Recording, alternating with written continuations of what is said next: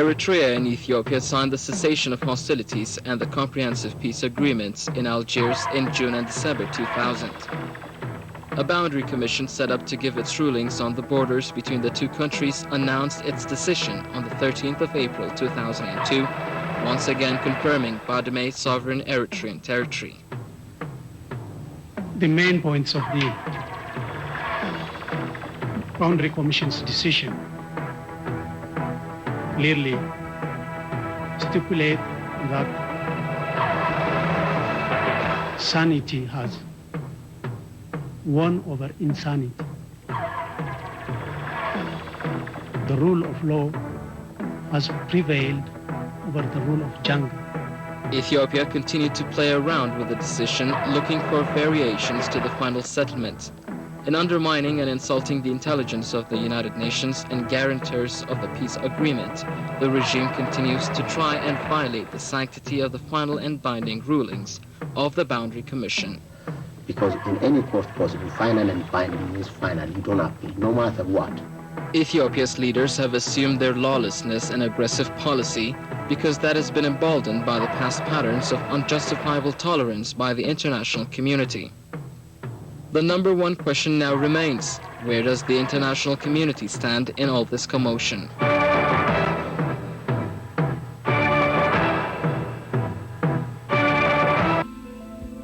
When the Eritrea-Ethiopia Boundary Commission gave its verdict on the 13th of April 2002, the Ethiopian regime entered into a one-horse race to issue a false statement regarding its satisfaction with the border rulings.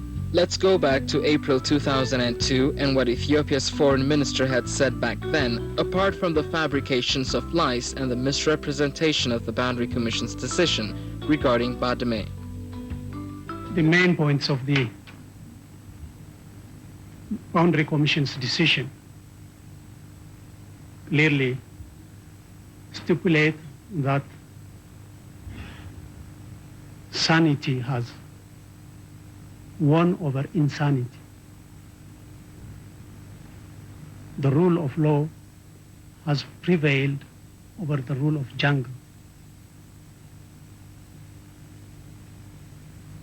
This decision has rejected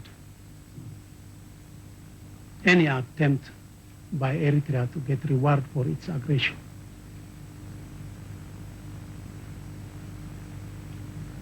This decision was fair and legal. Badame and its surroundings which Eritrea invaded and occupied May 1998 on the basis of its false claims has now been decided by the Commission that Badme and its surroundings belong to Ethiopia. The decision of the Boundary Commission, however, indicated anything but what the Ethiopian Foreign Minister stated during a press conference on the very same day in April 2002. As far as Badme goes, the Boundary Commission observes on page 84 of its decision that the area of claimed administration does not extend in any significant way towards the Ethiopian claim line. Further down on the same page, it states that the Commission does not find in them evidence of administration of the area sufficiently clear in location, substantial in scope, or extensive in time to displace the title of Eritrea that had crystallized as of 1935. But the Ethiopian Foreign Minister's attempt to deceive the world, and particularly the people of Ethiopia, is a big disgrace to the international community. The Eritrean regime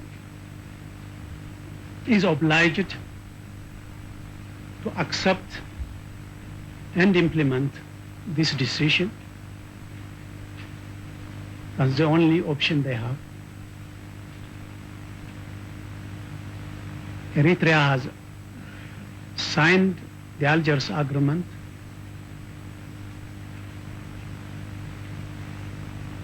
and has accepted that the decision of the Boundary Commission would be final and binding. So Eritrea is called upon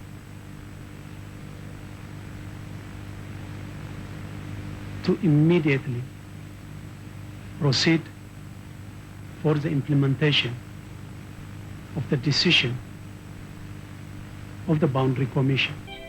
Either the Ethiopian Prime Minister and his Foreign Minister did not know what they are talking about, or there is a serious lack of communication within the regime.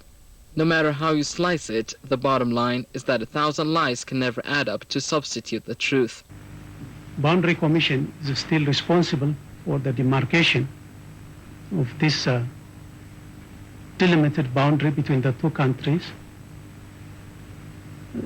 The Commission has made it clear to both parties that there should not be any gap between the delimitation and demarcation process. It's calling for an immediate engagement in order to proceed into demarcation. So it's our hope that it would begin very soon. Unless members of this rogue Ethiopian regime are suffering from amnesia and cannot seem to remember all the lies they fabricated in the past, it certainly does not give anyone the impression that the regime is politically mature when its Prime Minister writes a letter on September 19 to officially declare Ethiopia's unequivocal rejection of the decision. Ethiopia's Prime Minister, in his letter to the UN Secretary General Mr. Kofi Annan, declared that the boundary demarcation process is in terminal crisis. The Prime Minister heaps insult on the Boundary Commission, dismisses its judgment as totally illegal, unjust, and irresponsible, and calls on the Security Council to set up an alternative mechanism to demarcate the contested parts of the boundary. He further suggests that UNMI pack up and leave, and pleads for international recognition and endorsement of Ethiopia's occupation of sovereign Eritrean territories. Ethiopia's provocative letter represents nothing less than a wholesale assault on fundamental principles of international law, the key tenets of the Algiers peace agreements, as well as UN Security Council Resolution 1507. It is replete with blatant lies and distortions in its account of the legal principles and findings that the Boundary Commission invoked in determining the location of Badme. The Prime Minister's letter contrasts sharply with the public statement of his government when the Boundary Commission announced its decision on the 13th of April 2002. Ethiopia had then urged the international community to put intense pressure on Eritrea to accept and implement the decision of the Boundary Commission fully and faithfully. It declared full legal victory and even bragged about its successful litigation strategy that was hinged on a maximalist approach of exaggerating its claims to include territories that never belonged to it. This revelation, which is in fact true, was repeated by both the Prime Minister and his Foreign Minister in a report to the Ethiopian Parliament. The world has come to know by now who has been behind the delays in the peace process. If only the Ethiopian foreign minister would hear himself and the statements he made in April in an attempt to deceive the world and violate the rule of law. Eritrea has signed in Algiers that the decision of the Boundary Commission would be final and binding. And Eritrea cannot and must not take any recourse except to accept this decision and commit itself to the speedy implementation of this decision. It certainly does not seem like Eritrea has any problems whatsoever with the Boundary Commission's decision. The regime in Ethiopia, which on the other hand had boasted victory when the Boundary Commission gave its verdict, seems to have changed its mind about the validity of the decision. Here is where the regime seems to misunderstand the core of the decision. Article 4.2 of the Algiers Peace Agreement unambiguously states a neutral boundary commission composed of 5 members shall be established with a mandate to delimit and demarcate the colonial treaty boundary based on pertinent colonial treaties 1900, 1902, and 1908 and applicable international law. Article 4.15 further states the parties agree that the delimitation and demarcation determinations of the Commission shall be final and binding.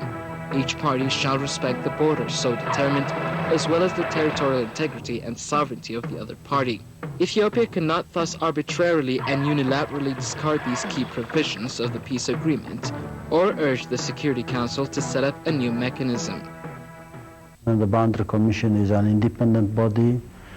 It's like a tribunal that will make a decision based on facts. Facts are based on the colonial treaties. The colonial treaties are very clear. The mandate of the Boundary Commission is clearly defined by the agreement signed. Both governments signed this agreement in December the year 2000. And the Boundary Commission will base its decision on the validity of the arguments that were brought by both parties during the year 2001, and the final decision will definitely be in congruence to the agreement signed. So I don't think why one can expect any foreign government or power be involved in the process of the arbitration. In its bid to sound convincing in its case, the regime also argues that the people of Ethiopia will not accept the decision of the Boundary Commission and that Ethiopia will be embroiled in a political crisis and civil war if they accept. These hackneyed arguments have been used by previous Ethiopian leaders to justify their wars of occupation. The truth is that the people of Ethiopia have enjoyed internal harmony only when they were at peace with Eritrea. Ethiopia became a source of instability in the region, while its people became the victims of recurrent famines and pestilence at any time that it was at war with Eritrea. The regime in Ethiopia claims not to be satisfied with the decision, and as far as it is concerned, its war agenda remains intact. But the fact is, there was no good faith border dispute in the first place that could have led to war. The Ethiopian people hardly knew about Badame, and there was no popular demand pushing for war. Neither was it the regime's goodwill and desire to resolve the conflict legally that led to the formation of the Boundary Commission. The TPLF's underlying motive for unleashing the war was neither a dispute over Badame nor some other border issue. The TPLF's singular objective was to inflict military humiliation on the Eritrean people and dehumanize them, frustrate their efforts for economic development and prosperity, and reduce them to a third or fourth class people and country. Such a heroic and pompous achievement would, the TPLF presumed, further bolster its status and monopoly of power in Ethiopia and permanently secure its dominance of the country. But war did not produce the outcome that the TPLF craved for. Arbitration had not appeased its insatiable appetite. This is precisely why the regime has been engaged in devising all sorts of obstructions to reverse the decision of the Boundary Commission. But the president of the Eritrea-Ethiopia Boundary Commission writes in his letter to the UN Secretary General in response to the Ethiopian Premier's letter. Sir Elihu Lothar-Pack says the Ethiopian Premier's letter is a cause of considerable disquiet to the Commission and that the statements made in it are to the Commission's regret misconceived and misleading. The Commission does not accept Ethiopia's assessment on the Commission's work as being in terminal crises. There is no crisis, terminal or otherwise, which cannot be cured by Ethiopia's compliance with its obligations under the Algiers Agreement, in particular its obligations to treat the Commission's delimitation determination as final and binding, and to cooperate with the Commission and its experts and other staff in all respects during the process of demarcation. So they went through all the kind of games, you know. They say, well, we have accepted the verdict, but they put and say, we are asking them to change. Mm-hmm. I think what I can only say is that is insulting the international community's intelligence. Mm-hmm. In particular, it's insulting the intelligence of the Ethiopian people. Because in any court proceeding, final and binding is final. You don't appeal, no matter what. In Eritrea's view, Ethiopia's leaders have assumed their lawlessness and aggressive policy because that has been emboldened by the past patterns of unjustifiable tolerance by the international community. No action was taken against Ethiopia when it violated the moratorium on airstrikes brokered by the United States and launched its second offensive in February 1999. No action was taken against Ethiopia when, in violation of the technical arrangements which were forged by the United States, the European Union, the United Nations, and the Organization of African Unity, and considered final and binding, it launched its third offensive in May 2000.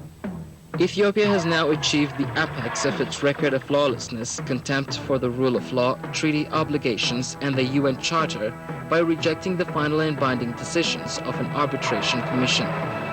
The reputation of the UN body and guarantors of the peace process could be at stake unless Ethiopia is told enough is enough and Article 14 of the Algiers Agreement is invoked.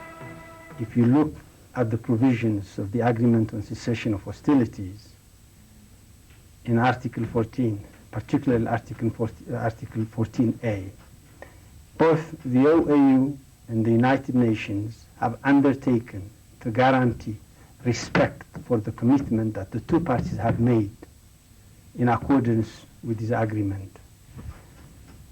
And these provisions or these measures could include, of course, enforcement measures under the United Nations Charter to be taken by the United Nations Security Council. They could start from freezing all forms of development cooperation with the recalcitrant party. They can go step by step to imposing an embargo.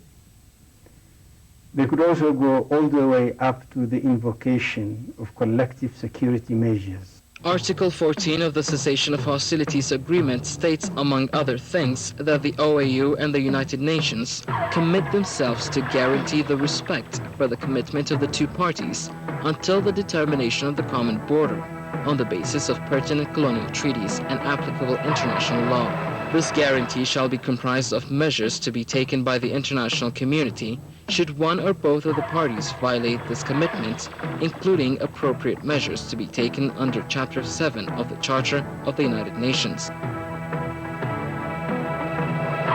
Yet, while all the ingredients and safeguards of success are there, the dangers of failure of the peace process is now distinct due to the failure of the international community to take seriously its obligations under this agreement and to take effective measures.